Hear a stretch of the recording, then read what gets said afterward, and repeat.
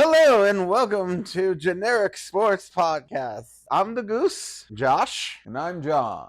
This week is I've lost track again. Week 7 of week 7 of the NFL. It's going by so fast. I hate it.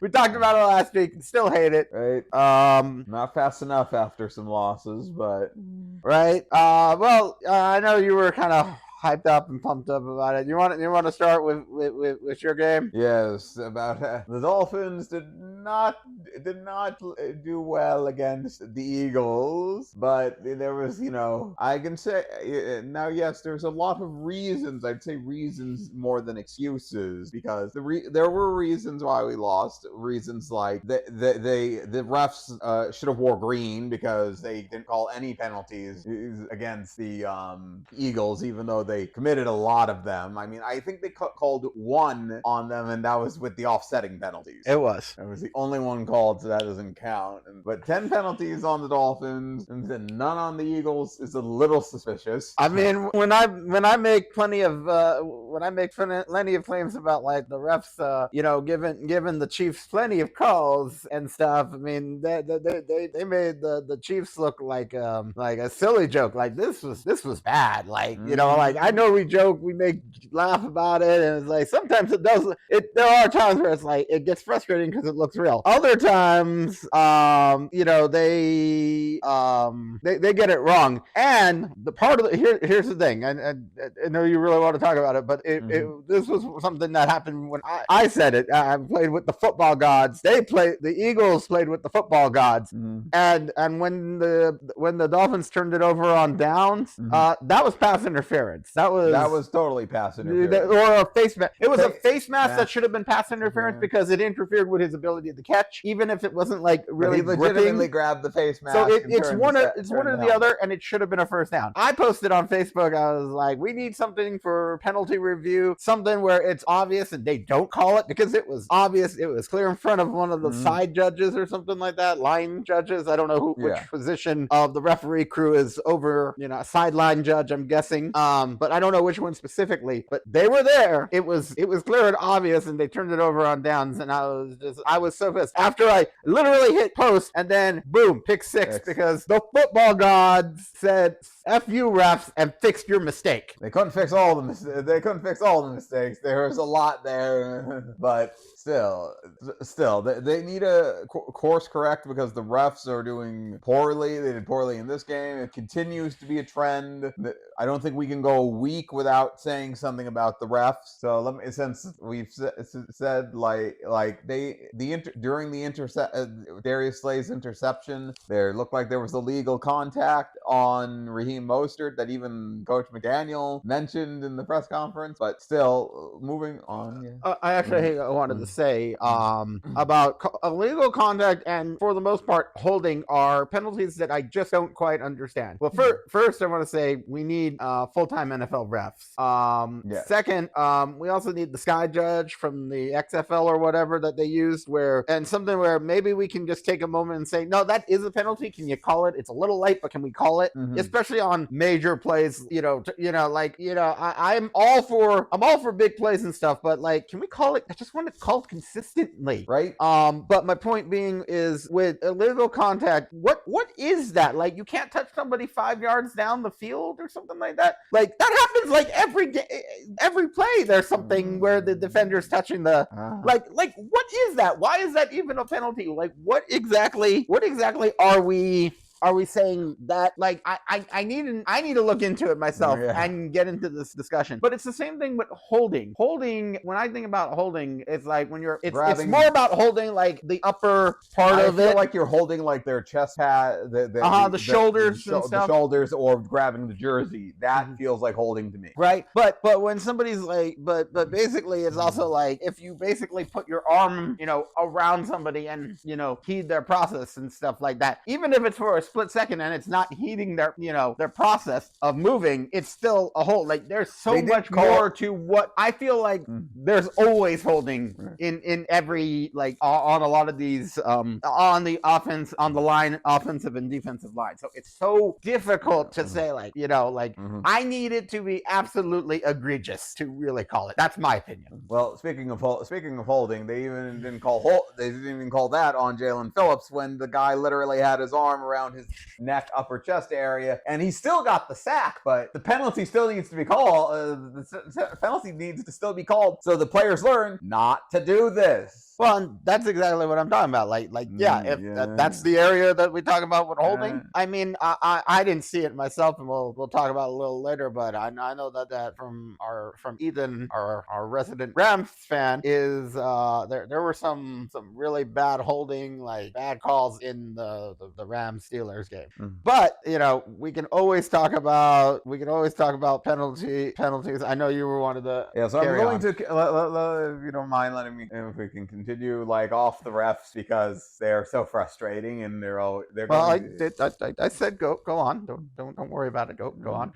They are frustrating. But moving on, so the next reason, if people want to call excuse, I don't know what people want with like when they say their excuses. No, like their reasons, and like yes, we could have played better, but we had the inability to play better because we had, starting the game we had 2 injuries to our O-line, and then Isaiah Wynn goes down in the middle of the game. We're down to 3 O-line. This is like Liam Eichenberg's like 3rd time at center, I believe. You need a trade for a center. Yeah, but 3rd time at center because Connor Williams was injured, and this is the 3rd time he's ever played center. None of the O-linemen on the O-line have ever played center. So, and like he did well in Carolina, but we were at home, and there were just bad snaps, and that messed up the entire timing of the play more than like them, and not helping with the defense getting through us. Like if we literally had Connor Williams and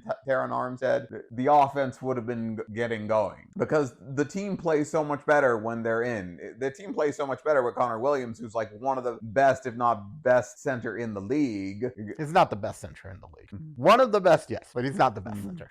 I think he was actually rated like, or at least like Pro Football Focus was rated like 1 or 2. So I mean, he was rated. He was like, I know he had some mistakes at center, but he was like when he's in there, like there's a significant difference. But yeah, he's one of the highest rated centers in the league based on like Pro Football Focus. Moving on, but still, we were injured and the refs were against them. But like, and the defense, couldn't stop them at times. Oh, but that's the other thing. Xavier Howard was out and Eli Apple was there. So like there is I know Eli Apple was on like a team that made the Super Bowl, but I said during the Super Bowl Cooper Kupp was going to roast him, and I'm like, I don't know how much I like this player on my team, but like I think he's getting a bit better, but there's a difference between Xavier Howard and Eli Apple. I mean, you kind of brought it up yourself. I said it off recording about the whole excuses and stuff, so I'm not sure why you decided to take the whole reasons and excuses thing and roll with it. But reasons, excuses is just another name for reasons. Like excuses just sounds like that's just boss speak. That's just a poor, like I don't really know why you went into it, but there are reasons, and explainable reasons. Excuses are things like people don't want to hear. That's where the negative connotation for that is. But you didn't have, unlike the Eagles. The Eagles had, I think, their full team. I don't think there was anybody big on the injury report. Just at safety, which they traded for Kevin Byard today. Who was their safety? Reed Blankenship was the only one out that I knew of. But I mean, okay, like if we're going to do a top 10 of Philadelphia Eagles, he's not on. Where are you putting Reed Blankenship? Like I'm just gonna put like AJ Brown is number 1, and then I'm gonna be like Jason Kelsey, Jalen Hurts, Jalen Carter, Hassan Reddick. Hassan Reddick. I'd honestly put Hassan Reddick at number one almost. He felt like the main reason we couldn't get anything done on offense. Him and Josh Sweat. I was gonna say Dallas Goddard. I mean, there's just so many, like, Darius Slay. Yeah. So I mean, no, he was not a big deal. Like the reason, and Lane Johnson, Darius Slay. Oh, Lane Johnson as well. Yeah. Those two were out last week and they lost. Right. Because, when your big players are out, you lose. You have the possibility to lose. When you have a lot of bigger players. Yeah. Now, like that's the thing. It's like, I don't think you really got to the meat and potatoes of what you were talking about. Big ones that were out were, like you said, Connor Williams, right? Yeah, I said, Connor Williams, Xavier Howard, Devon Achane, and Jalen Ramsey hasn't been out, but that if you have him in a game like this, like, you should have him against the Chiefs. But if you have him in a game like this covering AJ Brown, I don't know if AJ Brown goes off for 125 yards. Not peak Jalen Ramsey. So I mean, if we have Jalen Ramsey and Xavier Howard at their best, and Kader Koho, who's better as a slot guy, can actually play in the slot position that he's really good at, where are these catches coming from? Where are these receptions and yards coming from? I mean, probably Dallas Goddard and Dallas Goddard. Yeah, and I forgot DeAndre Swift. DeAndre Swift. We need help on the run. We need help with the run game, but the defensive line needs to play better. But they have one of the most physical O lines, and in the trenches, we need to do better. Well, yeah. I mean, if you were down, you didn't have. Everybody's gonna say, I think it starts at the line. Mm-hmm. And the offensive line is very important. And I don't think Jalen Hurts played a better game than Tua. I just think the defense defense played better than your defense. I think that's just really it, because you guys both had turnovers. Jalen Hurts turned over the ball, but I mean, AJ Brown's hard to stop. Like, he's definitely I don't think he gets talked about enough. But I think as much as you can say what you want about Justin Jefferson and Jamar Chase. I think we saw number 1 and 2 receivers. I think Tyreek Hill and AJ Brown are 1 and 2, and you can't tell me otherwise with AJ Brown. Like, he's better than the other two I mentioned. He's not. He's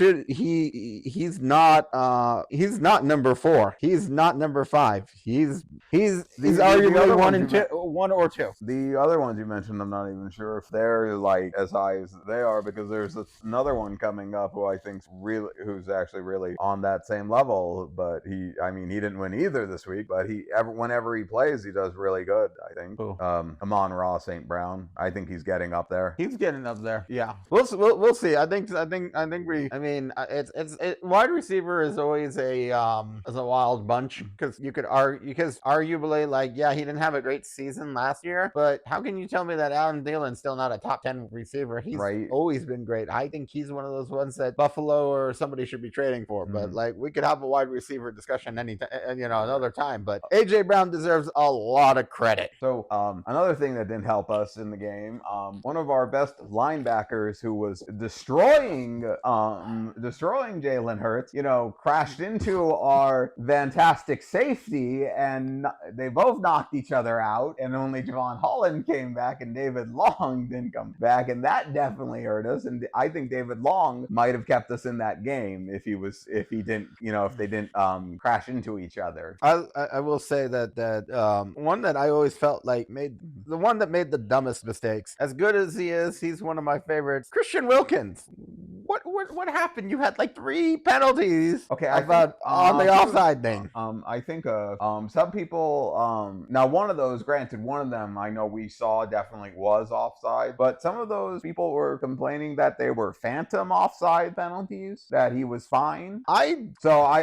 Granted, at least one of those I know is real, but yeah, I mean, it was also like, it might have even been called because of the whole, like, thing you were saying about the rest because I think the one penalty that they were calling was that Jason Kelsey. Mhm. They thought Jason Kelsey's arm was somebody else's arm, and Yeah. And honestly, that one call, the one penalty that they called that was offset, that was the one time that they actually didn't call. That was not a penalty. That was one. The only penalty they called on the Eagles was not a penalty on the Eagles, which is the ridiculous thing. Right? Because I was going to say, I think Jason Kelsey is like the best center. And that's not a Jason Kelsey type, penalty. Like, he's not going to make something like that. But yeah, but credit to the Eagles. They were healthier and, played harder in the trenches. Really, it was a close game. They only beat us by 2 scores. And, if a penalty were called, we would have probably been, it would have been tied. It definitely could have swung it a little differently, because if you could have got the touchdown instead of and the touchdown and then a pick six, like that could have been who knows, but who knows if you would have still got that pick six, right? My final thoughts on this game are that the Eagles are really good. They still keep it close. And honestly, this was probably one of their better wins this season. Because they actually won by 2 scores. I don't know how many times they've actually done that this year, where they won by 2 scores. But I've heard some people like to say this is a blowout.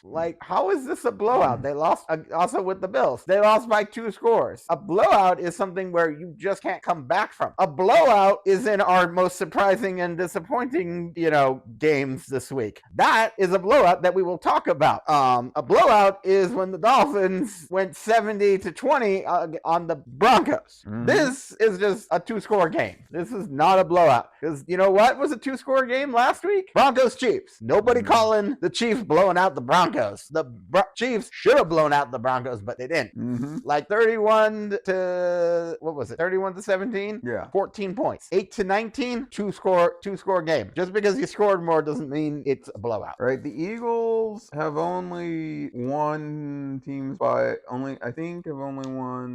3 teams by 2 scores, and 2 of those teams were 14 points, which were both Florida teams. The Buccaneers is the other one, and they beat the Rams, but that was by 9 points. Oh, okay. So those technically, that was. But none of them have been total blowouts. So no. I'm not even going to say here. We'll talk about the Chiefs and the Chargers later. I mean, I don't know if that wasn't that the same score, 17-31 or something. In what? With the Chiefs and the Chargers. Yeah. I think that I wouldn't necessarily call that a blowout either. If it was 41-17, I'd call it a blowout. At least I think 3 scores is a blowout. Mm-hmm. It needs to be it needs to feel like 31-17. If it's a blowout, if it was 31-10 and then it's a garbage time touchdown at 17. But no, it was close. It was 17-17. Then they scored, and then they intercepted and scored again. That's all. If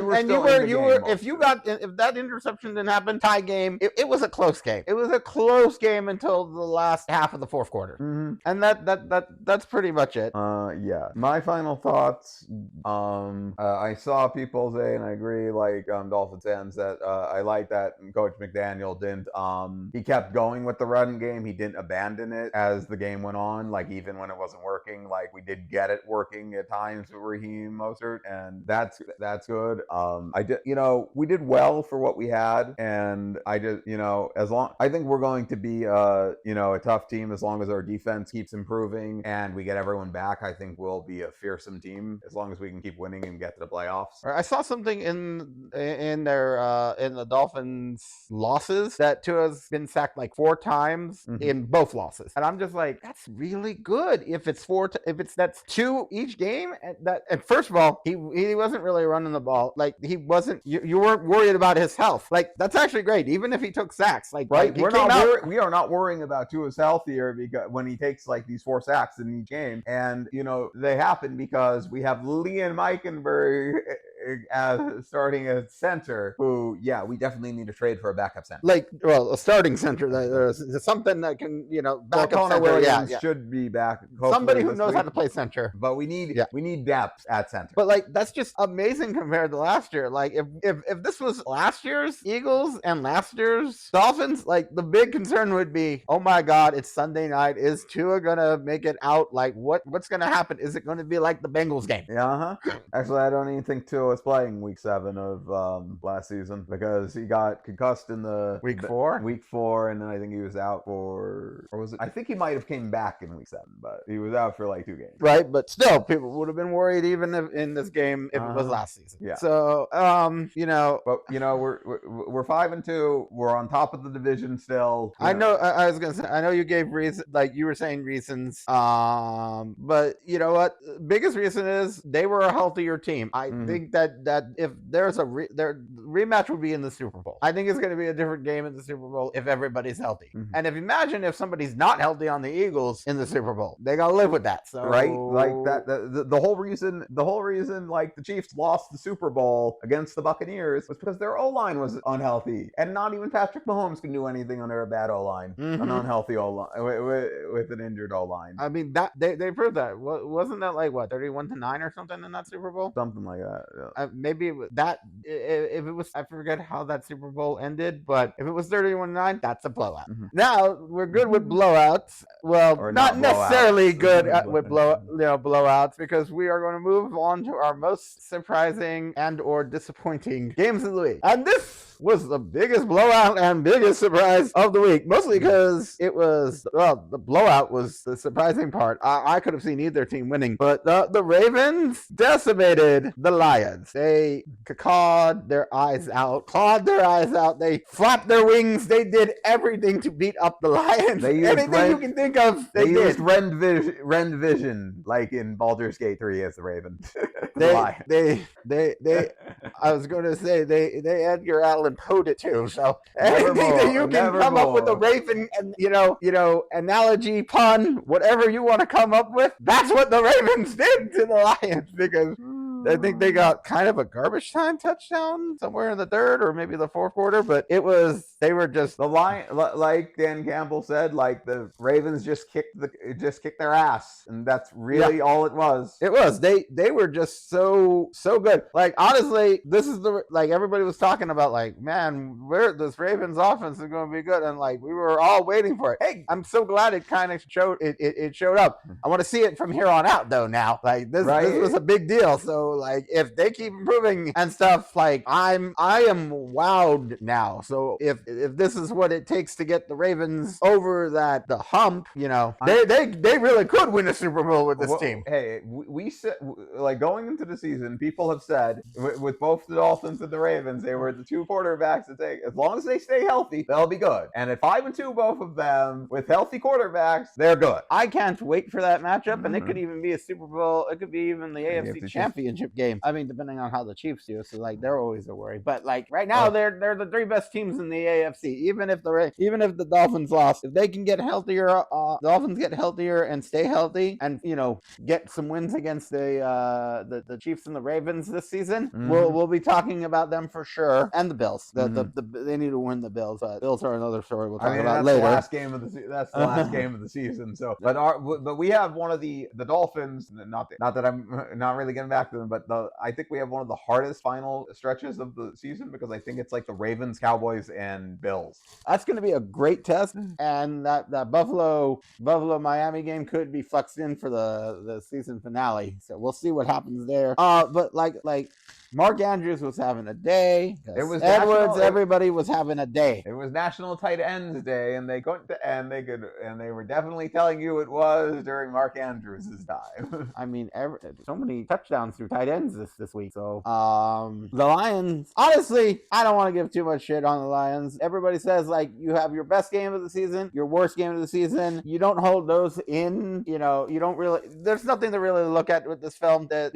you kind of just erase it from your mind. You don't hold on. Don't let this linger. Right. You look at you get back into the film room. You get back to the practice field. You work your butt off and play. I don't know who the heck the Lions are playing next week, but you make sure you're ready for them. Right. Yeah. No, I think the Lions will bounce back pretty good. Okay, so the Lions are going. So the Lions are going to feast, and they better feast. Oh, I looked at it too.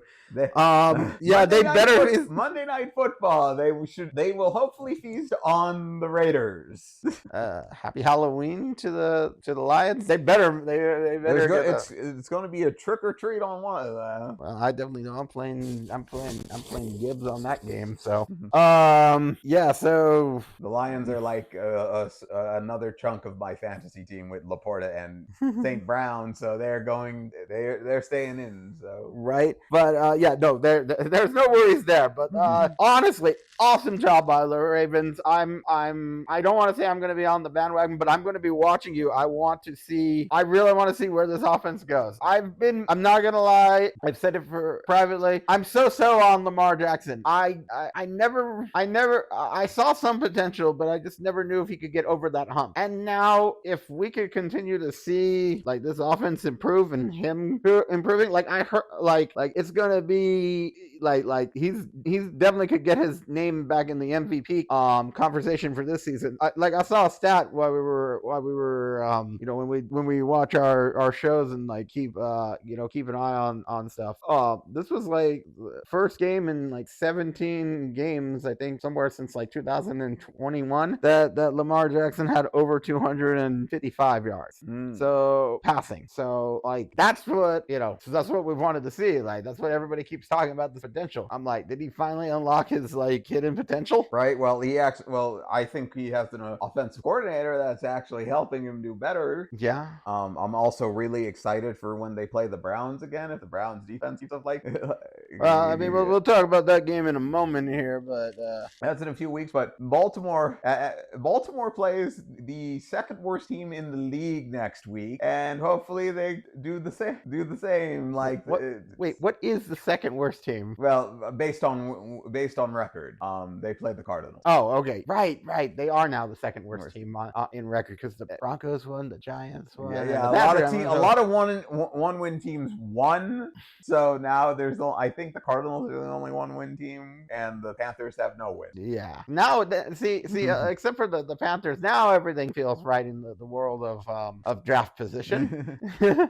Right, like we will definitely talk about those. We'll talk about like almost all those 2-5 teams in. We'll talk about all of them. I was gonna say we were gonna talk about them all in one segment, but I've got 2 of them on this list because it really was surprising for a lot of those teams. But yeah, finishing up with the Ravens and the Lions, I think they're both 5-2 teams now, and I think I think they will both go far in the playoffs. I mean, face it, like the Lions lost to a good team, and no one else in their division is doing really well right now. Right. So they can take one of these losses like this to a good team. Right. The big thing is when they played because they don't have a lot of good teams on their schedule. They need to beat any of the other good teams that they've got coming up, and I think they've only got like 1 or 2 more games this. Isn't that because I think they played Dallas? Yeah, because they were both the second place team, so and they already lost to the Seahawks. So I mean, they beat the Chiefs though. True. So they're just 1-2 against the good teams right now. So I think the Falcons are 500 now. No, okay, well we'll see. But anything else with the? So yeah, they have the Saints coming up. They have the Saints later in their season coming up, but it depends on what some of these other teams are because they don't have many good teams coming up because they play the AFC West and right. Well, maybe the Broncos could, we can see how they do against the Broncos. They play the NFC. They play the NFC. They play the AFC West, and they play the rest of their own division, which they have like 3 games on everyone else. I'll see how the Vikings do tonight, but the Bears might legitimately be the second best team in that division. We'll see. Right. But speaking about I know you mentioned about the Falcons. Let's move on to their game. Mm-hmm. So I can't believe the Falcons. I mean, that was a defensive game. nobody looked great with a game 13-13. But when I think about the defense, I mean, we have said the Falcons defense does look good, but and we've always said the Bucks defense looks good. So this isn't really surprising, but I'm kind of just disappointed that we didn't see a little bit more from the offenses. That's really where the disappointment comes from. Was sick or something. That's what I'm hearing, because he was basically a healthy, an unhealthy scratch. I don't know how you make that up, but basically he was active. He was in the lineup and then went out. But yeah, he didn't play anymore. He must have just started feeling worse throughout the game. I mean, if it's anything, personally how I haven't felt. So if it's anything, and we both have had stomach issues, so it's anything from stomach issues to just a dehydration, or something with allergies or sinus pressure. Like if your head's just getting all that pressure in your head, nose, or cheeks, because the cheeks, like, you could just be feeling like, especially wearing a helmet with that. Like, I can just imagine, like, being like making you nauseous on top of just not feeling good. And fine, so be it. NFL players are supposed to be tough, but no, if you don't feel right, and you can't, you can't stand right, or you're not going to be able to move right. So you don't need to be a martyr in these games. Your health is the most important. It's just like and we'll get to it with the Browns game, how they sat out Deshaun Watson. Health is most important. Just like we say, availability is the best ability. Yes, and as far as Bijan, it's not like they were hurting for running backs. They had Patterson and Algier, so yeah, they weren't hurting for, like, oh no, we can't run the ball anymore. I do want to say about the I said the Falcons were at 500. The Falcons are above 500. This win, they're 4-3. So yes, they're now a winning team that the Lions beat. But the interesting thing here is their team's really coming together. Drake London's looking good. Kyle Pitts looks like he's doing stuff, right? But Jonnu Smith's had a career resurgence right now after playing in. He was in the. He looked good, and he looked okay in Tennessee. Didn't he play with the Jets and the Patriots? No, he just played with the Patriots. He didn't look great with the Patriots, but I think he went back. I think Arthur Smith was with him in Tennessee that he went back to in Atlanta. Yeah. And Atlanta looks like Atlanta is basically like Tennessee East, but doing better than Tennessee. Well, two things. One was Corey Davis, who I was thinking of. That's who went to the Jets. Yeah. After I said, I was like, no. When you said no, I was like, no. So but back to the Falcons. Just wanted to say, like, on offense, like I said, Drake London, Kyle Pitts. We were on Jonnu Smith. Yes. That was it. No, I just wanted to say, like, all of them are playing great right now. I forget if I'm blinking. Don't they have another receiver that's been kind of coming up? Besides London? Yeah. I'm blinking who else is on their depth chart for a wide receiver. But the defense is also playing really great. So, like I said, this one's just really surprising because, well, first of all, the Buccaneers were at home, and the Ravens and Desmond Ridder, this was his first road game win. Mm-hmm. Oh, it looks like with Bijan, it's similar to issues like he had headaches, and we know with headaches that it is hard to function. Mm-hmm. But yeah, their offense and defense is looking good. And they got Younghoe Koo. Woo for Koo. Right. They traded for Van Jefferson, and they have Mac Hollins. Mac Hollins was the one that I was thinking about. Like, I mean, he was good from Miami. So. Right. Well, and he's been all over. Wasn't he with the Raiders last year? Yeah, he was just with the Dolphins already. Yeah. So, like, I'm happy he's in Atlanta and doing well in Atlanta. Right. He's just a good number. He's like a good number 2. But yeah, Arthur Smith, it's taken a while. Like, you could see where his pieces were falling together. Defense looks good. Yeah, they look like Tennessee South. They've gotten better pieces than Tennessee has over the last few years. I don't know what's up with that, but well, I mean, they didn't trade AJ Brown, so that's the most important thing, right?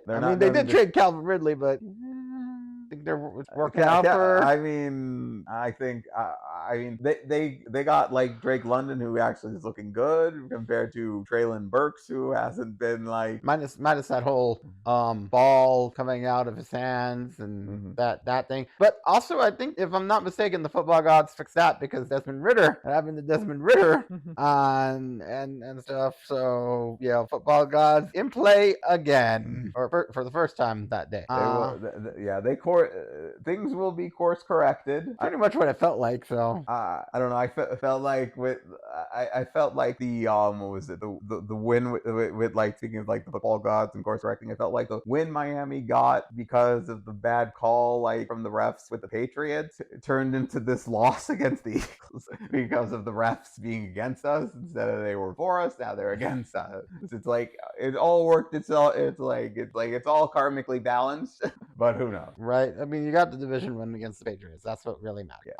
But I think the Falcons. I had the Falcons going high, like doing well, and I had them going to the playoffs, and I think if they keep playing this well, especially since it was a divisional win. I'd have to go double check my rankings really quick, and I'll do that while I'm speaking. They, off the top of my head, they have surprised me. Yeah, I think you had them third. No, second, but I also thought the whole. Oh no, you're right, third, because I had it in the wrong order. I had the Buccaneers. I actually had the Saints winning, which I had the Saints winning too, but I believed in I had like Falcons at 2 and really believe in them, but I think the belief in the Falcons will overtake the Saints. Right, I mean, but to be fair, I also had the Panthers at like 4-13. That they might get those 4 wins. That might be where. I think they might get 2, but either way, no, the Saints. We'll talk about the Thursday night game, but we'll see what the Saints division's still up for grabs. But if Atlanta, I'm still between right now. I've fallen back a little bit on the Saints. I'm more on the Bucks and the Falcons right now. So, and I actually really think one of those two could make a wild card if the one that comes in second place in that division. It really wouldn't surprise me because I think the NFC is playing a little bit better than I thought, and even if the South isn't playing like great, I still think it's playing better than it did last season, because even with the Buccaneers being 3-4, they're only 4 games out from like what they the record or 5 games out from the record they had last year. So I still believe in the Falcons, though. I still think they'll be a playoff team, and I still think they will go far. Yeah, this was just a surprising game, for me, and I'm kind of happy it was because I could have seen it going honestly a blowout with how the Falcons look so bad on the road. So this was surprising to me, that they won. The Buccaneers didn't play great, so I can't wait for their next matchup, and we'll see how the Buccaneers do in Atlanta. All right, now on to whatever the heck this game was. The Browns and the Colts, a 39-38 victory for the Browns. The defense that stopped Brock Purdy and only, that's where I think injuries matter, because they lost. The 49ers lost a lot last week, and the Browns having a shootout with the Colts. I don't know what that says about the Browns defense. It says a lot about the Browns offense. It says a lot about the Colts. There's so much. The battle of the backup quarterbacks with PJ Walker taking over for Deshaun Watson, and it was a shootout between PJ Walker and Gardner Minshew. Right, PJ Walker looks like he's definitely a backup quality, QB. Like, he can come in the game and obviously win it for you. So shout out to Myles Garrett for actually being able to jump over the lineman and block the field goal. That he was able to jump over them and not touch anyone, because that legitimately, I think, won the game for. Well, considering it was a 1-point game, blocking a field goal like that does matter. Yeah. If I read correctly, it was the first game in NFL history with 3 field goals and 3 touchdowns of over 50 yards. Yep. That's just amazing, considering they were both backup quarterbacks playing in that game for most of the game. PJ Walker played more of that game than Deshaun Watson, but the fact that it never happened before, just wow. This game was crazy, and I don't know if it was from injuries, something, but it went way late after 1 o'clock Pacific time. So like it was getting in there when the Rams and Steelers started off. So but it was just like, wow, what is going on? Like just so much scoring, and Gardner Minshew had a day, even if he couldn't hold on to the ball or keep it from turning having turnovers. But I think he got like 2 running touchdowns. He had like 3 overall or something on the day. Like he had a lot of touchdowns. I mean, the Browns defense is still tough, even if they gave up 38 points. They were still a tough defense. They were. As far as like Deshaun Watson, like I know we don't like him, what he did, and all that other stuff, but from a player safety standpoint, to kind of reinforce and maybe show that maybe coaches and teams have some kind of common sense to say, hey, you know what, you were hurt last week, and as far as a coach goes, saying maybe you learn, maybe Kevin Stefanski maybe learned something from the whole Baker Mayfield experience, because I think sometimes you need, as a coach, to put your foot down and say, no, you've been hurt, you missed the concussion. If your body's still shaking up and you're not used to it, like let's give you another week, rescue the rest of the game, and we'll see how they still got the W. Yeah, you have to protect players from themselves at times. That is definitely a big responsibility for a coach. And I don't think he did that well enough with Baker. So I'm glad he learned. I don't know the whole story on that one, but sometimes, I remember Baker being hurt, and if he wanted to be out there, sometimes you have to say no so that they aren't going out there hurt. Exactly. And he needs to, he needed to say a little bit more, and I think he did with this one. So good on Kevin Stefanski. This is on the list because of the defenses on the score. Like it was a 1-point game. A lot of bad penalties too, but like they're just, wow. That was an exciting game to watch in the early morning, because like I'm not gonna lie, I woke up and I said, like, what's really gonna be exciting here in this morning window, except for like Lions and Ravens, and that was not the case.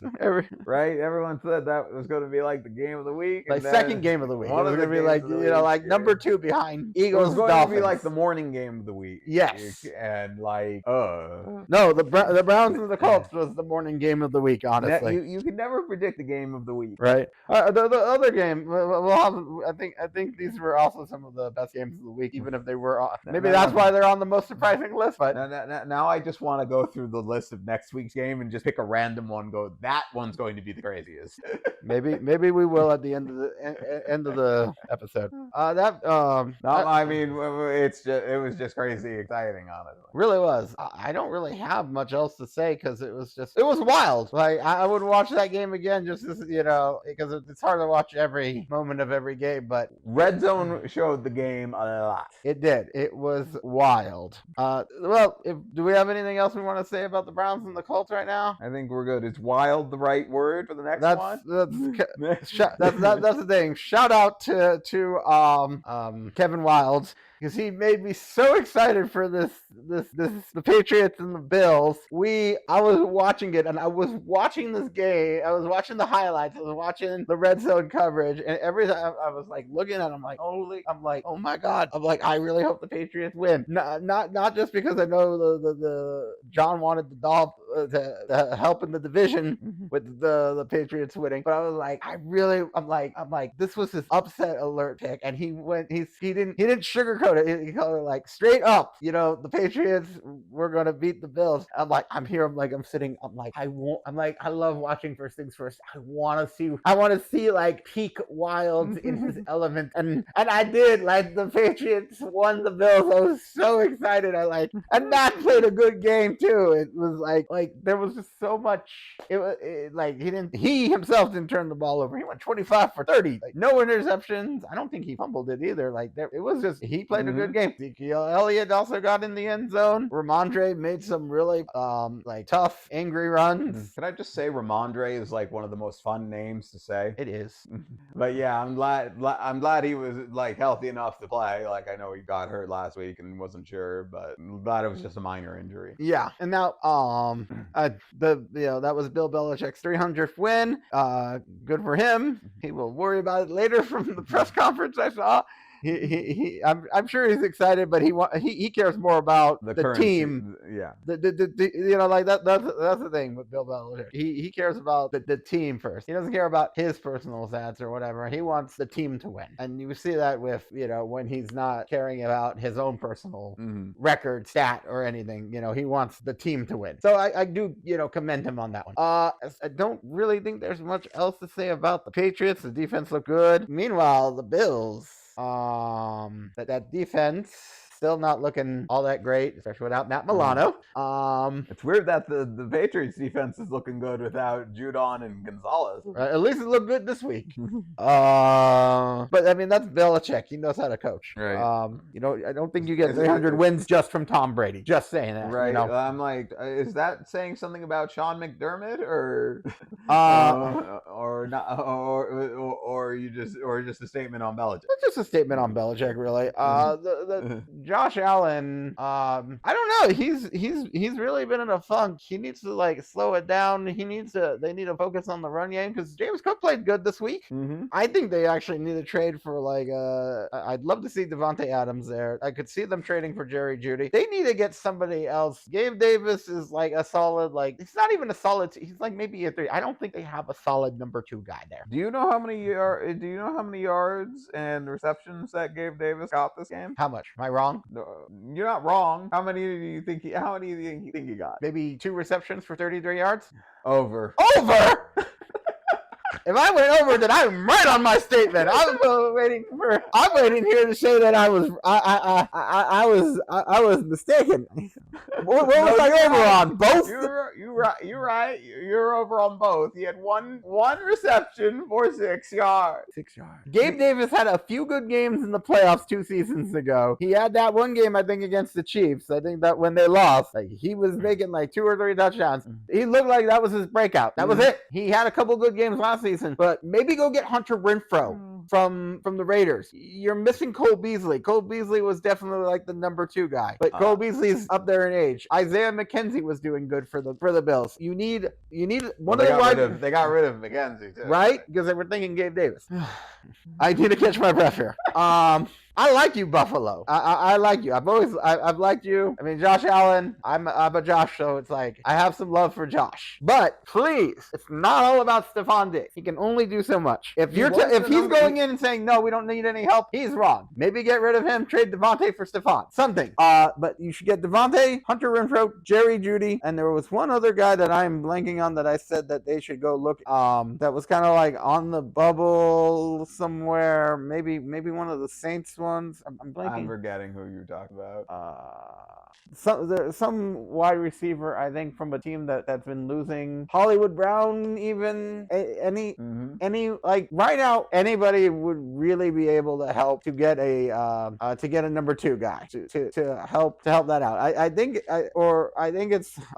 really think Hunter Renfrow, maybe somebody even from Dallas if they were to get somebody from the Raiders. But for the love of all of the NFL, for the love of the football gods, please, Buffalo, if you really want to do something and stay and get this offense going, you need to get a number 2 guy. Though ironically, Stephon Diggs was the number 2 in reception and yards this game. Who was number 1? Kincaid. Well, yeah, but they have good tight ends, so yeah, they do. Kincaid, Knox. It's they just need that other guy who can maybe get some coverage off, like Waddle does for Tyreek.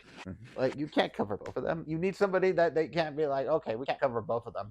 I mean, Khalil Shakur, he was pretty solid, but you're getting a lot of people involved, but you do need someone to play how Gabe Davis was during his breakout season. Right? Even the Saints have kind of a plethora of wide receivers. So just look, grab trade a number 2, maybe a number 3. You can get something, a draft pick around a 2nd or 3rd round draft pick for a number 2 guy. I think, and I really think Jerry Jeudy would be the most of a gamble. I think Hunter Renfrow would be perfect to fill that Cole Beasley slot. Right, I could see that. And Hunter Renfrow, like you get probably for cheap. Like they ain't using him. Nobody, like cheap as far as like trade value.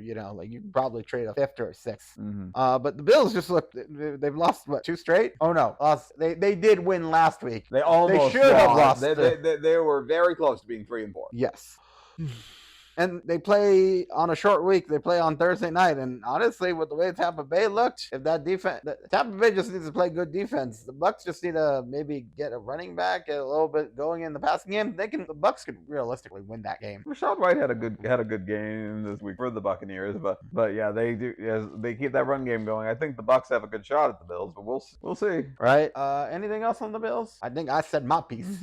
Well, I remember, what was it? I think Kyle Brandt said this, like, there was a time where, like, I forget, it was like hyperactive Josh Allen is like when Josh Allen makes like mistakes and stuff, and that he does not need to be this like the hyperactive or sugar rush. I forget what he used on Good Morning Football. He does not have to do it all. Yeah, but he doesn't need to do it all, and he needs to not be too excited. He needs to just calm down and make the plays that he can. He doesn't need to be Superman here. Well, yeah, because I guess I didn't say all of it, but Josh Allen turned it over on the first pass. I think it might have even been the first play. He turned it over. Interception. And then they were trailing from behind. So it doesn't get much more difficult than that to trail like 7-0 after turning the ball away. So I don't know. I think they might be missing Leslie Frazier at times, but they're definitely missing Matt Milano. Yes, and their other defense. Injuries suck. Yeah, we've said that it's gonna hurt your team, and they've had more than just one injury because they also lost Tre'Davious White. So that's why, saying injuries on defense. Yeah. But yeah, we're good with the Bills. We'll go on to the next game. Yep. The Giants, they got to win. They probably should have had 2 in a row, but they beat the Commanders, and the Commanders, okay. What are the Commanders is the question. The Commanders are probably the same team as last year, an 8-1 team. They are a 500 team. It sucks because Ron Rivera was a good coach. I don't know what's wrong with why they can't get wins. Eric Bieniemy is a good coach. Well, Sam Howell is still like basically a rookie. Mm-hmm. So he has in game experience. So we're still they might just be figuring himself out. But yeah, they feel like they could beat or win or lose to any team, which is exactly what a 500 team is. Mm-hmm. I think were they playing in Washington or in New York or New Jersey? I forget. They were in New York or New Jersey. Okay, so I know it's hard to win on the road to a rival, but you still only scored 7, and you have great pieces around you. So, and I just don't know what it is for the Commanders. Watch them win the Eagles next week. Right, watch them win the Eagles next week. Do they play in Washington or in Philly? Washington. Watch them win next week. Yeah, I know. We can only score 7. We can only score 7 against the Giants, but they're going to score more against the Eagles. Right? They'll watch them score like 38 and 38-35 or something like they did the last game against the Eagles, where it was neck and neck and had to go into overtime. So watch the Washington have a great game now. Mm-hmm. So we'll see what they are next week. The Giants. I know everybody was like everybody else seems like they were right. Nobody, no idea why they paid Daniel Jones. Yeah, he had a good season and he was looking like he was improving, but maybe you should have given him the franchise tag and paid Saquon. Yeah, everybody else said, because Saquon deserves the money, and now you got to get rid of Tyrod, or is it Tyrod? I don't know. I keep hearing it both ways. I really do. But Tyrod Taylor, please excuse me if I got your name wrong. Because like I said, I've heard it both ways. He won't be the first guy's name we got wrong on this. No, or in life.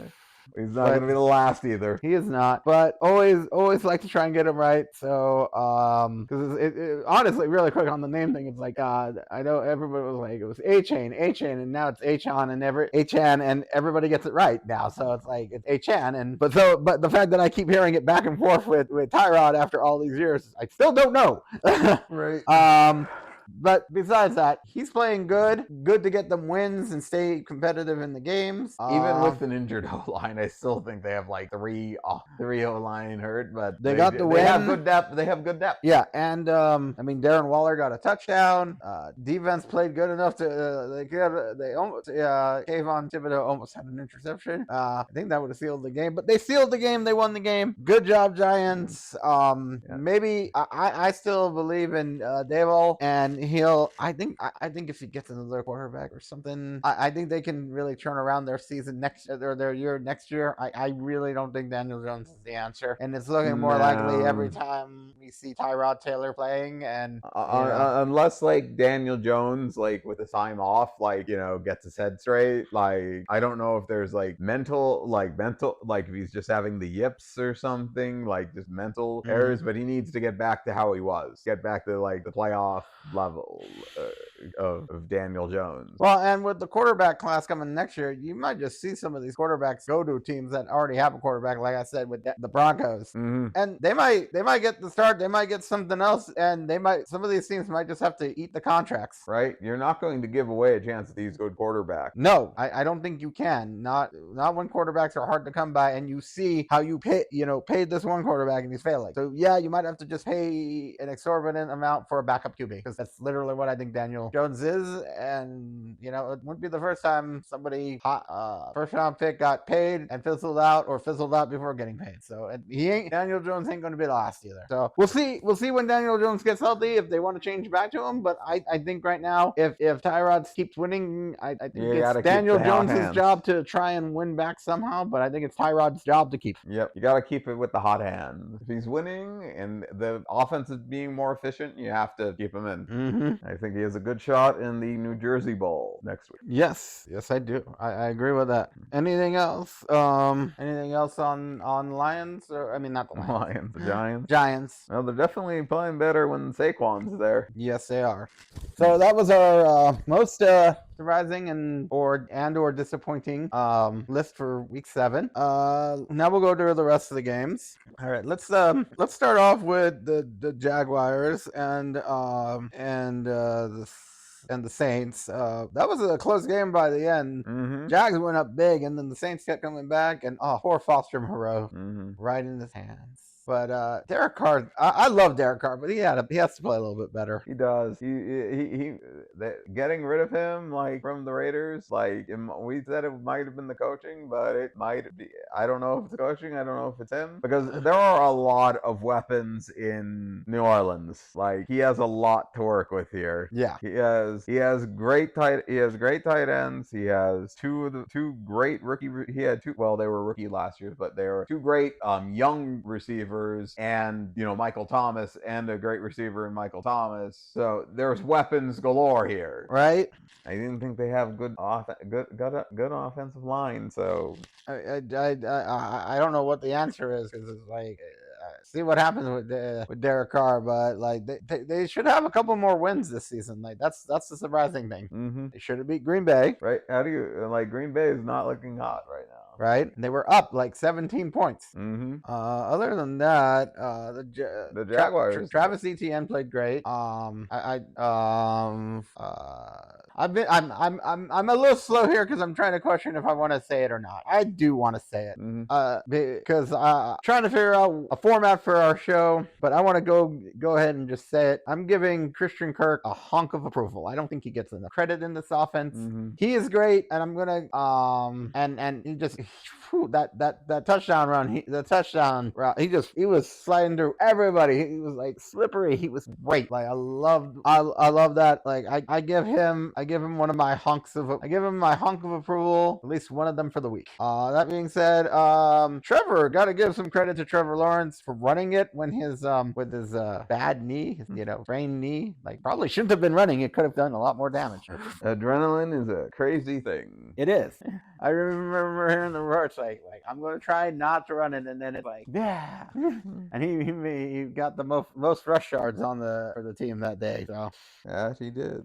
anything else for the Jaguars sort of thing? No, Jaguars look like a very good team, and like we said they would be, and they're going to be interesting. They really are. I can't wait to see. I know the Texans were off this week, but I want to see how the Texans and the Jaguars do when they play again, because they will play again, right? I think they played one game this season, but I'm waiting to see when they're both like in a better form. Like I think they're finding themselves a little bit. The Jaguars have. I know the Texans have been. They're just getting better. So like even if it's not a great game this year, the years to come between C.J. Stroud versus Trevor Lawrence could be some fantastic matchups. Yep.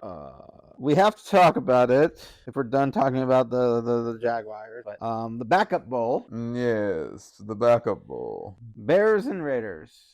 Bears looked really good.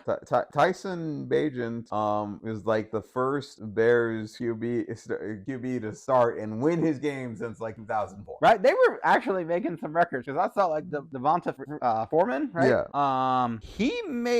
He got like 2 rushing touchdowns and a passing touchdown or something like that. He basically made some records that are in the record book alongside for the Bears of Gale Sayers and Walter Payton in a game. So like that's some special stuff to do when you're a running back, especially when you look at some of the running backs. Like they had David Montgomery.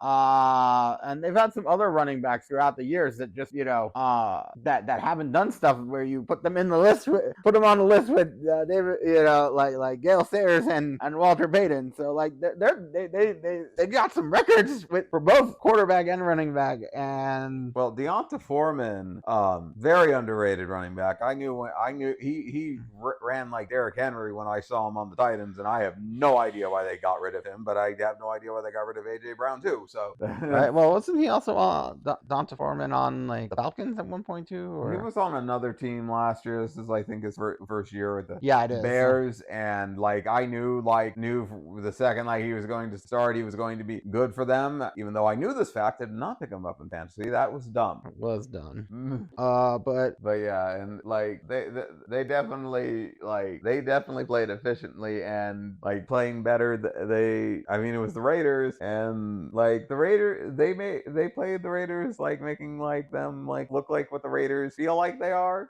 Right. Actually, he was on the Panthers. That was he was on the Panthers NFC South team that I was mistaken with. But he was on the Falcons when off season. He was with the Texans a couple of years. Like he's been a journeyman, honestly, and it's honestly shocking since he did so good with the Titans in 2020. Well, I mean, like him with what was it? He's one kind of like Raheem Mostert. I think he'll be a start, journey around a little bit, and then will be a starter or something. I definitely see him continuing to get carries. He should when Khalil Herbert comes back. No, he should be the starter. I think he's only 27. He should be the starting running back for the Bears. I think he proved it this week. If he continues to prove it, he should be the starting running back. Well, I think that's why I was saying like combined with like Khalil Herbert, like so they have a 1-2 rushing attack. More running backs that can do damage, the better. Yeah. As far as, DJ Moore looked good with what was his name again? Tyson Bagent. I know Tyson Bagent's dad is the, a former arm wrestling champion, or at least professional arm wrestler. Like, I saw it all over, like, the NFL Network. Like, he was there at, like, the senior day, or senior game. Yeah, what was it? The Senior Bowl? Senior Bowl. Yeah, that was it. Like, they were arm wrestling, one of the guys from NFL Network. I forget who it was. I'm blanking on their name, but I love them. Just like there's so many guys on the NFL. There's too many people we like on the NFL Network that you're not narrowing it down. I don't think it was James Palmer. I think it was the other guy. I'm sorry. That does not happen at all. I know. But I thought Bagent played well when he took over last week. I know he had like a few turnovers, but given that he had time to practice as the starter, he comes out and wins with Deonta Foreman's help. Like I think they have a good team. I think they're going to get a few more wins in there, especially with the other teams in their division.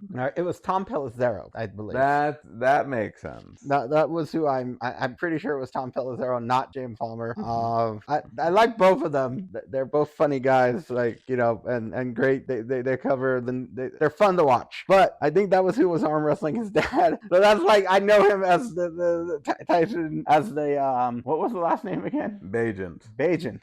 Maybe I'll get that if he, at some point I'll remember it. But Tyson Bajent was I just remember him as the arm wrestling kid, like the arm wrestling champions kid or something like that. I don't know if he was a champion, his dad, but that was good. It was a good game by the Bears. They, maybe they've got something in Tyson Bajent, and we'll see, because I know Justin Fields is going to be out, so he's starting on Sunday Night Football next week in his second career start. That should be fun, right? He has a good shot at another win. He does, because the Chargers defense is that bad right now, which says a lot about Brandon Staley. But we'll talk about that after we talk about what happened at the Raiders defense. That was, I mean, I know it's only really Max Crosby, but like they gave up 30 points. It's 30-12, right? Mm-hmm. Did they even get a touchdown, or was that 4 field goals? That was probably 4 field goals, wasn't it? What? The Raiders. No, it says they scored 9 in the fourth quarter. I don't know if those were 4 field goals, actually. Let me check. Let's see. Yeah, it says it was either a field goal, a touchdown, and a 60. It could have been a touchdown, missed extra point, and a missed 2-point conversion and a field goal. All right. Well, while you're looking it up, actually, it is 2 field goals and a touchdown with I guess a mixed 2-point conversion. I would assume that makes sense, because I guess they were, because he has no mixed extra points, but he missed a field goal. Gotcha. Okay, Carlson, right? Yeah. Which Carlson was that again? Daniel Carlson. Yes. Yeah. It really don't really have much else to say. Here's hoping that the Bears can. Oh, the thing about the Raiders is I think they would have been more competitive. I think they started the wrong quarterback. I think Aiden O'Connell, who they got the touchdown with, was the better choice than Brian Hoyer. I forgot about that. Like, why is Brian Hoyer still getting a job right now? Like, he's like 0-13 with this game, I think, with his last start. He is. Like, Carson Wentz could come in and play as a backup, or at least as a starter with the Raiders. Mm-hmm. Like, if Jimmy G is going to be hurt, like, try Carson Wentz, try somebody else. Aiden O'Connell does make more sense, but it's not.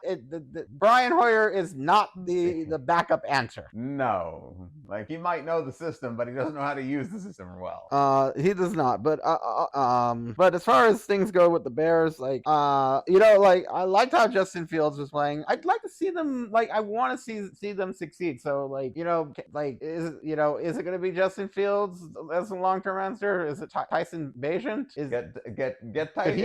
Could he be the long-term answer? Like, if he wins and he keeps winning, like, that might be it. If Bajent keeps playing well, then you convert, just for this season, Justin Fields to a Taysom Hill style player. That's an interesting thought. He has the ability to be that type of player. I don't think he would take that.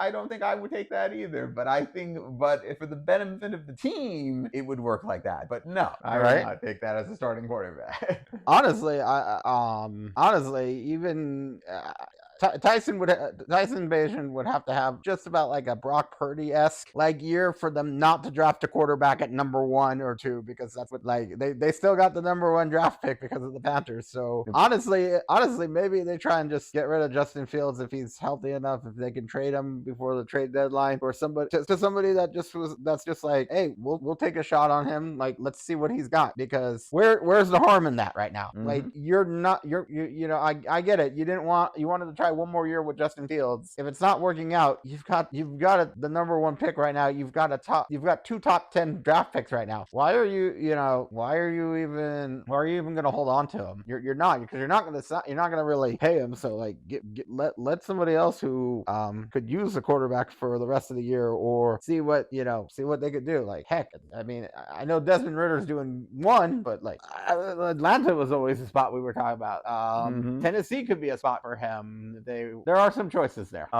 Cleveland, if Deshaun can't stay healthy, if PJ's like, I know we talked like it's easier said than done, Yeah. but you know the Bears could get out of this right now and maybe and be a better team for it. Mhm.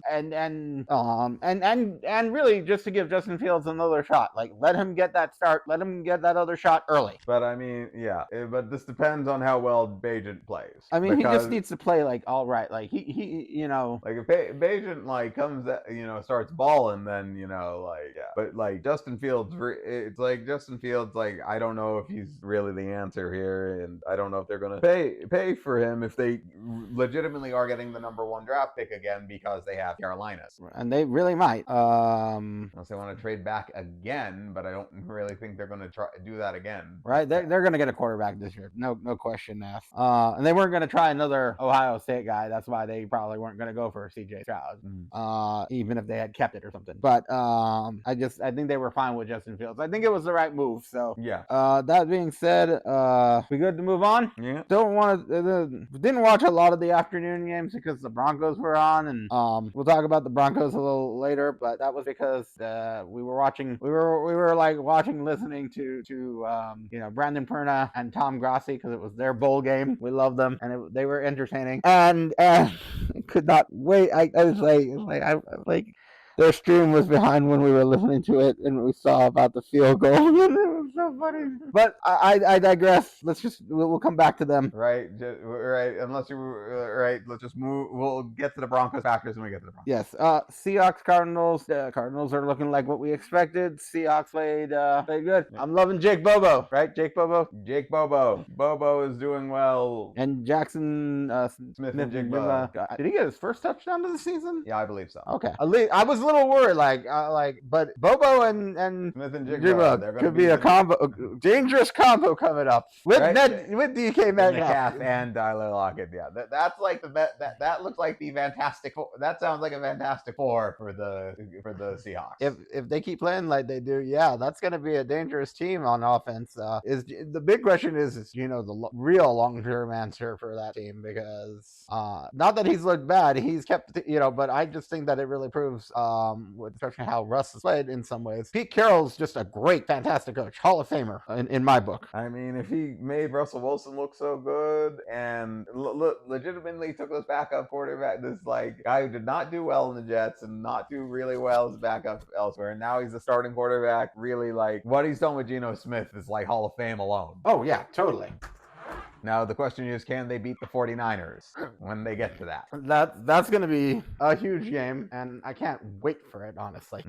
I'll have to check when that is. But Josh Dobbs still looks great. I just don't there's only so much they can do, but Josh Dobbs looks way better than he did last year for Tennessee. I'm really impressed with him, and I hope I hope somebody else takes another shot on him again next season or something, Right. He'll get there. I mean, maybe he's at least a solid backup, and we know the backup position is important, and some people are just career backups. And I mean, we've all had famous, Gary Kubiak has made it as a backup. Jason Garrett, Kellen Moore. Some people are just good solid backups. I mean, I'd even argue for the most part, Ryan Fitzpatrick was a borderline starter backup, but he played good. Tyrod Taylor, it's like some of these guys, they fill in when they get the job done, and you need a good backup quarterback. And I mean, how many Miami Dolphins quarterbacks have a ring from being a backup quarterback on a different team? Right. What Chad Henne has one. Chad Henne has two. He has two because he retired as with the Chiefs, and I think he's the one in the Subway commercials, right? I think when he's behind Patrick Mahomes. I forget. He might have been. I forget too, but either way, just backup quarterbacks get there are some solid ones that you need to win the game. But yeah, so with Seattle, the first matchup with San Francisco is Week 12, and they have a tough schedule going forward because they have the next 2 weeks are the Browns and the Ravens, which should both be tests for the Seahawks. Ravens and who? Browns. Oh yeah, definitely big defenses coming up. So we'll see how Bobo, Jackson Smith, and Jigba, if DK Metcalf will be back, how Geno Smith does, Kenneth Walker. Yeah. They got a lot of talent with Seattle. well. So right, they're one of the most stacked teams. Honestly, that's why we have them so well. Right, and if they weren't playing with the Niners, they would definitely be the division in favorites for sure. Mm-hmm. But we'll see because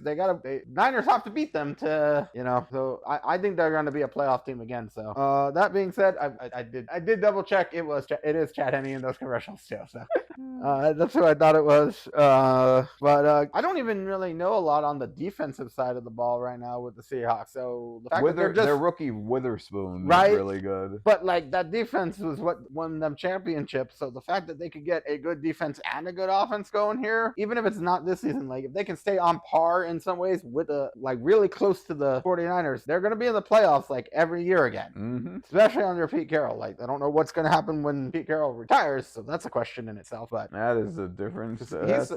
He's older than Bill Belichick, right? I believe he is the oldest coach in the league. But he doesn't look it. Like not compared to he looks good for 72, 73, something like that. Because I think Bill's like 71, something like that. Mm-hmm. Check that for me. Let me know for sure on Pete Carroll and Bill Belichick's age. I'm just curious that why Steelers Rams. I really I don't know what happened in this game because it was like I said, it was hard to pay attention to every game that I wanted to watch in the afternoon. And they're 72 and 71. Pete Carroll and Belichick. I was right on Belichick. I was like a year off from. Does he turn 73 this year? No. Dang it, so close. Anyways, Steelers Rams. I'm sure, I'm happy Cooper comes back. Puka Nacua played great, at least fantasy wise. This was a game that I think the Rams could have won, but that's the way right now I think they're that borderline team. They can win and lose the same game. Like they feel like the Commanders a little bit, but because they also have that much talent like on the offense. So maybe the run game hurt with since the run game's hurt, maybe they're hurting. But I don't know, Puka, Cooper Kupp, even Tutu Atwell. I mean, I know it's the Steelers defense, but it wasn't like it was a close game. It was 24-17, so it was like a one-score game. I don't really know the stats on this one, but I'm guessing Deontay Johnson made a difference. Like George Pickens and the offense must be coming together. Yeah, Pickens 24. Yeah, Pickens got 107 yards and Deontay Johnson had 79 yards. So yeah, that's not bad for a first game back, honestly. But hey, you know what? Good job, Steelers. I'm glad you're staying in the mix because the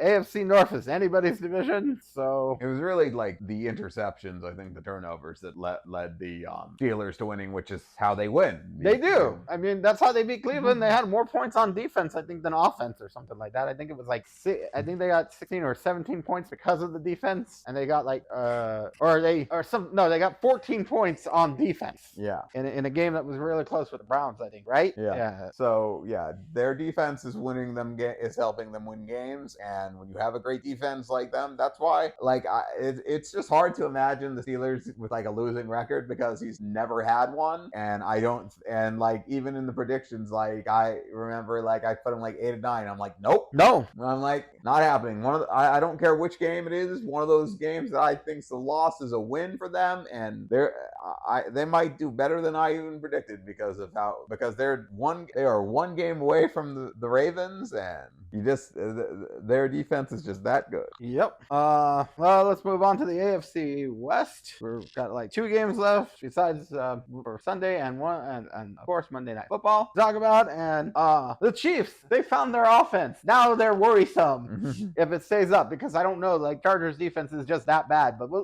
let's talk. I don't know what do you want to talk about first. I don't know what the Chargers defense is here. At one point in time, they're getting one players themselves is getting 6 sacks and crushing them, and then the other times they're giving up 36 points against the Dolphins and 31 points against the Chiefs. Right, what are their defense? Was that was Khalil Mack who got the 6 sacks? Right? Was that against the Raiders? Yes. His former team? Yes. That they didn't want that John Gruden didn't want him anymore. Okay, so that might be where that anomaly comes from. But yes, I don't know what is up with them. Khalil Mack might do better against his other former teams this coming week, but the Bears. Oh yeah, on Sunday night we'll see.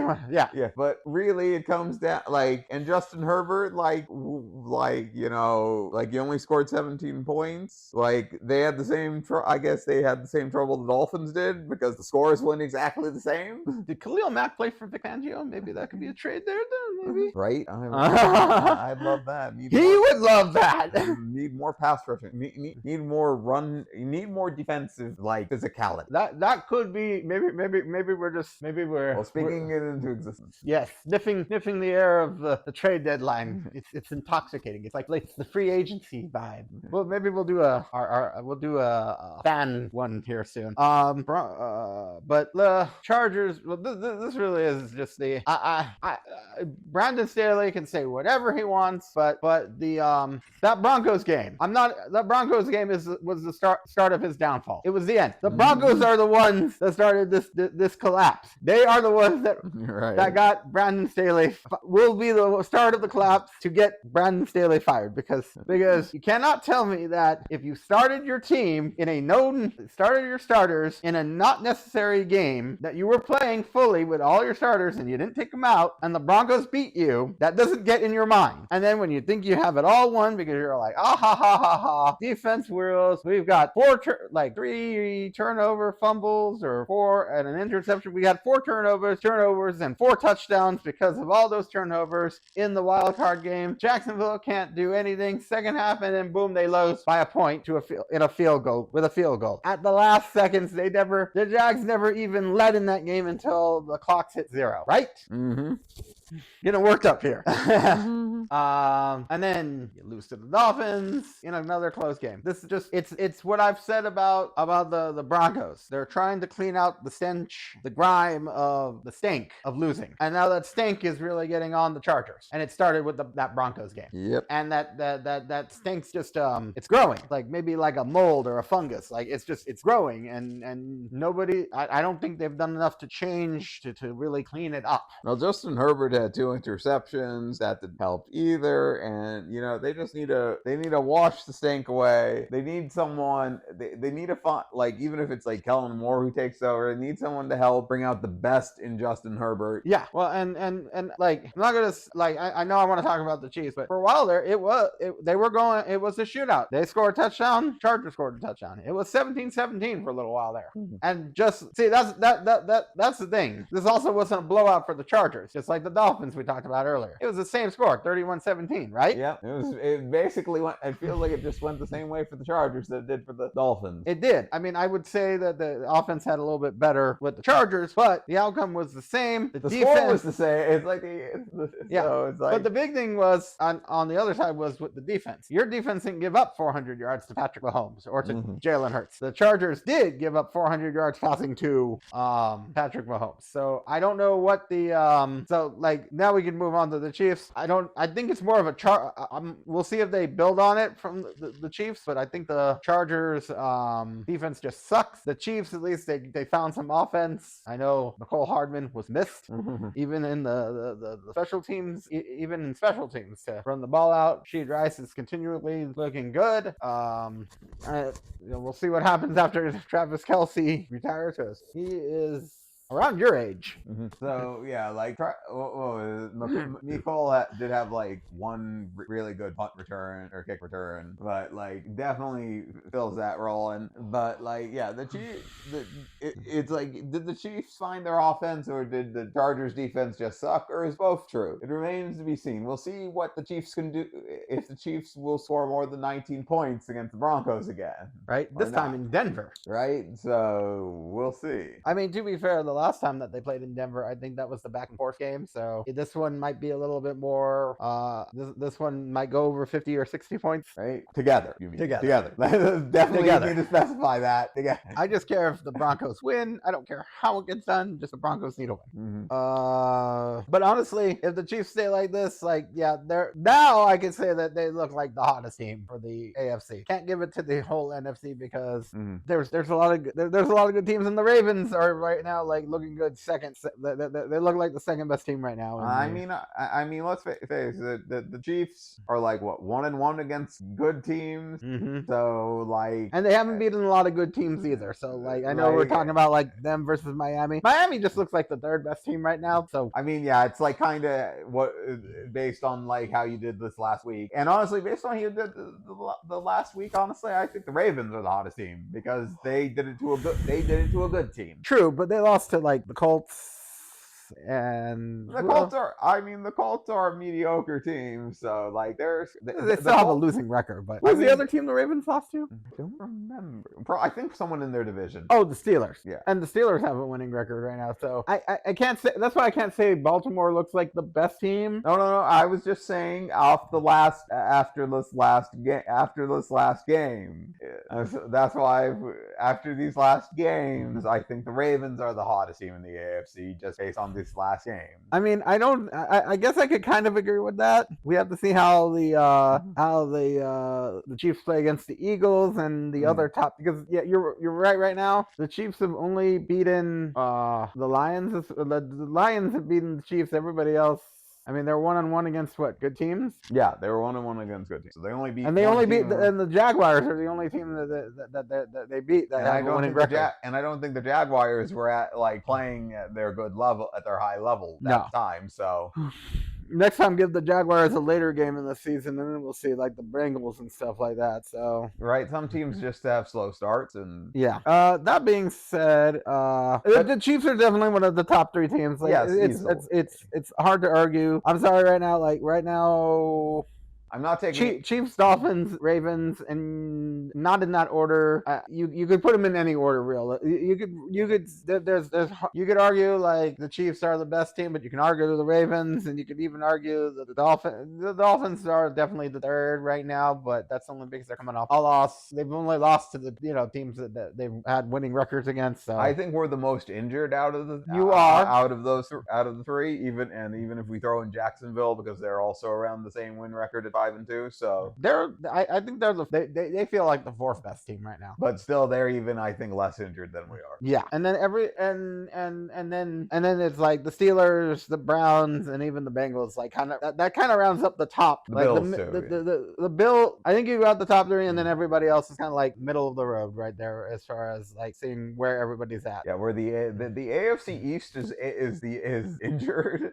Is probably the most injured. One of the most injured divisions, with all the injuries to Miami, all the injuries to Buffalo, and and Aaron Rodgers was supposed to keep the Jets high, so right. And I'm not trying to say like there's a tier like if I had to put them in here, I'd put the Chiefs and the Ravens together, just because of their whole where they've got wins and losses against, but there's a top 3, and then there's everybody else in the middle ground right now. So right, and Houston's kind of like that bubble team that could make it up to where the rest of them are if they keep winning. So right, it's about growth and about how teams grow, and where you are later in the season than where you are in the beginning of the season. Well, and the Texans are a team that just need to do good, and then they'll be in it next year. So I think any playoff aspirations right now are just would be a luck type thing. That being said, I saved one of the worst for last, because honestly, the Broncos game, that was just it was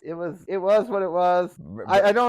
First I just want to say I don't like the whole. I think we need to come up with something new about the whole double catch on offense versus defense. I know they were talking about it, maybe the player who has their feet down first should have it. But honestly, that's not a bad rule, because Patrick Surtain did have his feet down, and if you count what a catch is, it's 2 feet down and in control of the ball. He had it first. He should. That's how the tie should go. Exactly, with simultaneous catch. Whoever completes a catch first, should win the ball. And basically, it comes down to the thing we've all been asking forever now: what is a catch? Right, and that's the thing. Guess what? Patrick Surtain caught the ball first. Yes, by the letter of the law of what a catch is, he caught it first. And that's why it should have been an interception. Broncos won 19-17, but that was an interception, and we need. I hope we get. I'm almost certain we're going to get that in the midseason. I don't know if they've had the midseason meetings yet, but I can definitely see that being a rule change for next season, because we do need something better, because it doesn't happen often, but we need something better. Yeah, right. That's the man. I think the last one I remember is something with the Lions and the Packers or something. I forget. I remember the one with Seattle and the Packers. Oh, Seattle and the Packers. With the replacement ref. Yes.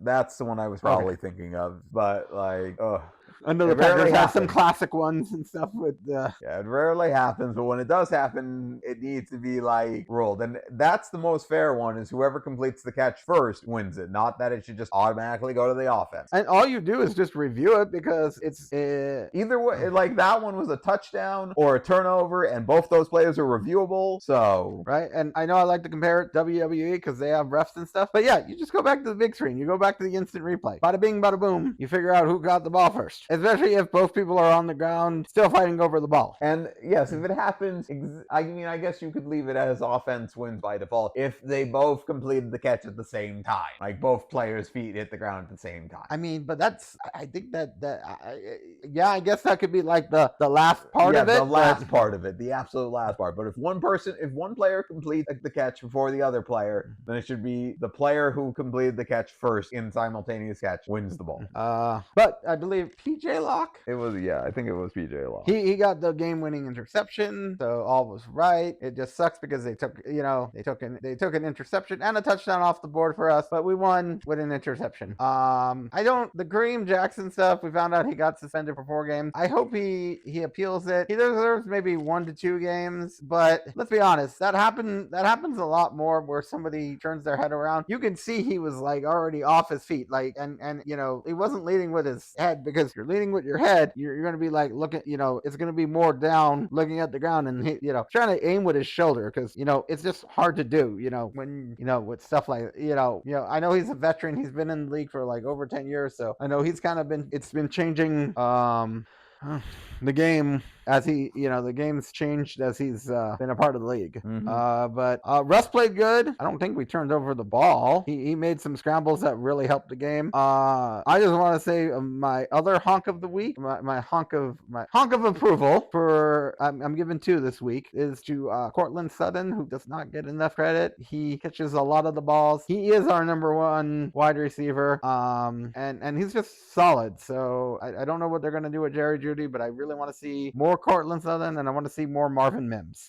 I love our backfield with the run game. Like, we just need to keep getting that going. The defense is shoring up. I know everybody was talking fire sale since we got rid of Randy Gregory and Frank Clark, but you know what? We're looking good without them. We're looking better without them. I think Damari Mathis got benched. He wasn't the starter, and I think our defense, our cornerbacks look better with I think his last name was Moreau as well, but I'm blanking on his first name. But it was nice to see a win. Our friend Tyler joined us. Thank you for the pizza. We enjoyed. It was a great game to watch with a friend and a fellow Broncos fan. And I enjoyed watching the commentary, like we said, with Grossi and Berna. That was fun. Wish we got more touchdowns because they called one off, but for a dumb holding penalty, we know how dumb holding penalties are in this league. That being said, we know penalties, refs are part of the game, so you gotta live with it. I'm just glad we won. We gotta play a little bit tighter of a game, full 60 minutes, because we let them back into the game, because we were up like 9-0, and thank goodness we were. And I know people were questioning, like, why did Sean Payton go for the field goal when they could have thrown it one more time? I'm like, because he knew we needed the points. And that extra 3 helped us win by 2, just like how Miami won at the end of the half, or got those extra 3 in that week 1 game. Those field goals matter. Get those points when you can. See plenty of games lost by 3 or less. Man, Jordan Love has that Josh Allen feel right now, where he's just trying too much. We don't know, throwing it too far. Right, don't know what Jordan Love is. Right, I was really impressed with him in the beginning of the season, and now he's got some flashes. Like, he just needs to calm himself. Like, he's got weapons, so we'll see what happens. Right. If not, it's okay. They can go get another quarterback, and we'll see what happens with them next season. Right. Like, hey, you know what? They can't hit on every quarterback. No, they can't. We thought Love was going to be the one 3 in a row, and the jury's still out. He can still bounce back, but right. But if you can't win like some of these, if you can't beat like if you can only beat the Vikings and the Bears, you might have issues. lose. Did he beat the Vikings? Not yet, but Okay. I mean, like the Vikings, the Bears are like the best chances that they have in the division. So They also need to work on their defense, I think, a little bit too. yeah, So. I think their defense might be hurt too, and their offensive line. So They probably need some more help, but it's like there was a lot. So anything else? Like, I mean, I was just happy to get a Broncos win. the running backs look good too. Yeah. And I'm think loving, McLaughlin and Javante. I will say, like, I hope the football gods aren't messing with us, because every week that the Dolphins lose, the Broncos win, and we both need a win next week. right. So football gods, please, Right. please, both of us win.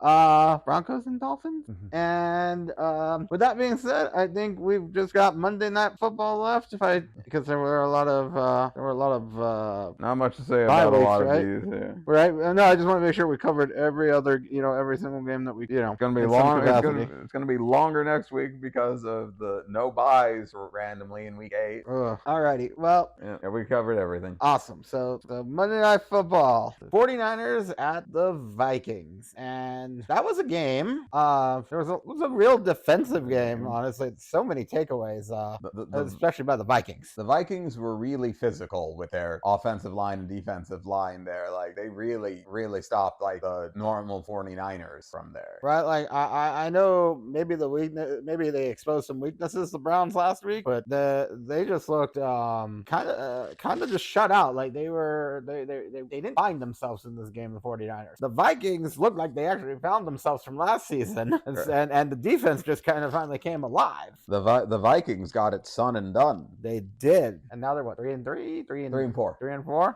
That's good. I mean, not to say still shot at the wild card right now, but right. Kirk Cousins looked like he played good. He did play good. I think he turned over the ball once, and that was only a really fought battle for that first interception. I think that's the only one I remember seeing. Like it was a contended. Yeah, it was a really It was a fight for. It looked more like a fight for that ball, because it was just like at the time we were thinking like it was like a dual possession for a little bit, but right. And then it was like nope, never had it. Yeah. So only one person had it. Right. So it wasn't really much of a contention for that. There wasn't much of a contention for that. Am I saying that right? Just say there wasn't much of a fight for it. I like trying to use my vocabulary. If I knew, if I could, pronounce the word and say it right, that's one thing. So when in doubt, use simpler words. Fine. Was it scrimmage? No. Scrub? No. Slobber knocker. What is that? honestly, no. It was not just for the interception. It was a battle. It was a good fight. It was a good game. Honestly, it wasn't the most exciting of games, but it was still entertaining. And hey, Kirk Cousins won a primetime game, right, against like one of the best teams in the league. Right. It's also now 5-2, so Dolphins in good company. Indeed, or correct, or yes. Exactamundo. I don't know. I'm on a kick. Like honestly, just watching, just trying to have a little fun here, because the game was good. It just felt a little slow. But Addison was really coming together on that one. I definitely got to give him a lot of credit. Like he played great. Honestly, I know he got knocked out for a little bit, and he came back too. So good job. Yeah, glad he's okay. Good job coming back and making honestly a great performance all around. I need to see his exact stat line, but it looked like that Ty Chandler, the backup running back, actually had some good runs. He had the really good one that I don't think it got called back, or did get called back, and then he did it again. Oh yeah, when did that happen? Earlier in the game. Like I don't know if it was I don't know if that was actually a pass that did that was just one pass that he had a run he got a run that got called back, then had a pass that was really good, but that was apparently the only thing he did in the game, judging by that's the only stat line he's on. So as far as Jordan Addison, I know I said he had a good game. I missed one of his touchdowns. Yeah. He went seven receptions for 123 yards and 2 touchdowns. Like that was really good. And it looks like it was a 60-yard. One of them, he had a 60-yard reception. That one I remember. I missed the second one. I remember like it was like 50, 60-yard. It was a really quick. Actually, that was the end of the first half. I believe so. And that was awesome. Like I think the Niners blitzed and just Kirk got him the ball. So they looked really good. So I guess maybe don't count the Vikings out. Right? They are. I don't know. We thought of them as a little lower earlier, but after this game, it's like if you can beat the 49ers, you can almost beat anyone. Honestly, yeah, that can give them some momentum to carry on in the next few weeks, maybe even the rest of the season, and make a bounce back.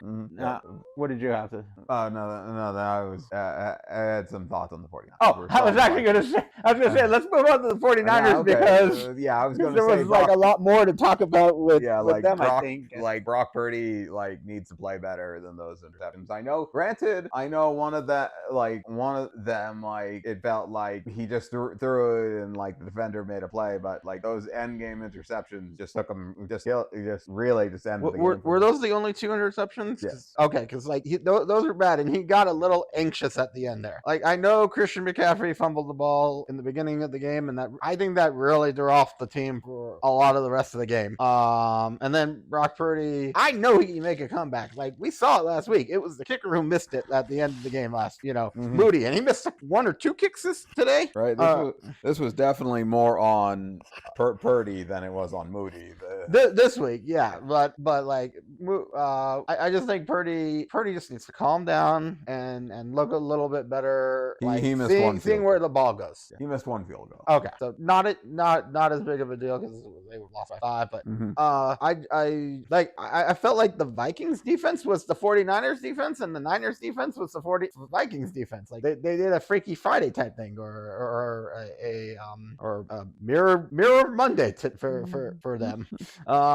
So both their run games kind of were stopped with Christian McCaffrey only having 45 yards. I don't know how many receptions and yards he got in the receiving game, but 45 from Christian McCaffrey. Oof. Yeah, he didn't have he only had 51 receiving. So did he get a touchdown? He had 2 touchdowns. Oh, McCaffrey. Okay. McCaffrey had a running and a receiving touchdown. So he only had 96 yards total. 96. Oof. That's not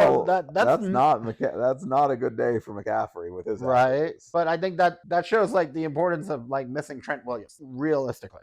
Other than that, and I mean Debo, I think he's just missed. I mean, even if he doesn't get the ball all the time, he makes the offense better by being out there and defenders needing to stop him, because now they can just focus on a little bit more on Kittle and Ayuk and McCaffrey. Now who you're gonna stop? We've said, when they're all healthy, it's who has the day? McCaffrey or Kittle has a day. He got 2 or 3 touchdowns, or Debo has a day, or Ayuk has a day. So it's when you're missing Trent Williams, it takes away from protection, and when you're missing Debo, it's less people that the defense have to worry about. So we said, how do you stop a healthy 49ers team? The simple is they're not healthy, right? But I think so it's going to be interesting to see where they go for the rest.